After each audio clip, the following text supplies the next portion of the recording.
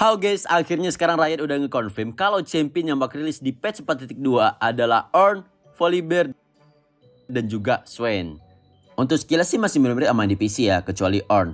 Dimana Ornn itu kan bisa bikin item sendiri ya, atau nge-craft item lah. Tapi di Wild Rift, kalau Ornn ini lagi bikin item buat dirinya sendiri, terus ada temennya di sekitar, maka teman itu nantinya bakal dapat efek dimana dia bisa beli item di jalan.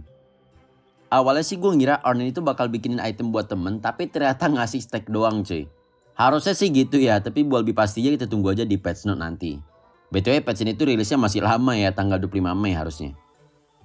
Terus yang kedua yaitu Nemesis Duel. Jadi Riot juga ngasih tahu kalau Ornn dan Volibear itu bakal ada Nemesis Duelnya. Sama kayak Kha'Zix Rengar dan Nasus Renekton. Tapi kita belum tahu ya efek Nemesis itu apa ya. BTW kalau misalnya kalian nggak tahu Nemesis Duel itu apa, kalian bisa nonton shorts gue yang ini, nanti gue kasih linknya di bawah deh.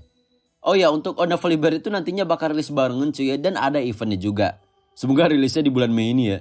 Kemudian selanjutnya tentang Dragon baru. Jadi di Wild Rift kita bakal kedatangan Dragon baru yaitu Naga S. Dimana Dragon itu bakal bisa ngerubah mapnya jadi ada SS-nya gitu cuy. Wah, ini player PC bakal ketar-ketir sih ya. Soalnya dari dulu player PC itu pengen pas lagi winter itu ada SS-nya coy. Tapi di Wild Rift malah dijadiin Dragon anjir. Terus nanti juga bakal muncul tumbuhan es yang kalau misalnya kita hit itu bakal ngebukuin musuh yang ada di depan. Sedangkan untuk buff dari Dragon S ini tuh bakal ngasih efek pengurangan cooldown atau cooldown reduction atau ability haste. Ternyata bukan efek slow coy ya.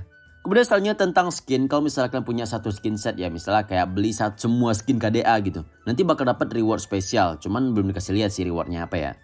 Kemudian yang gak kalah menarik yaitu tombol yang bisa di customize. Wah, ini mantap sih ya.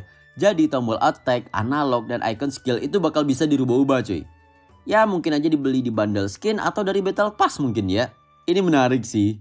Kemudian tentang item baru, jadi ADC bakal kedatangan 2 item baru yaitu Immortal Shield Bow dan The Collector. Oh ya, ini bukan item buat MM doang ya. Gue nyebutnya ADC tapi ADC itu bukan MM cuy. Bisa aja kayak Yanto, Yone, dan lain-lain lah.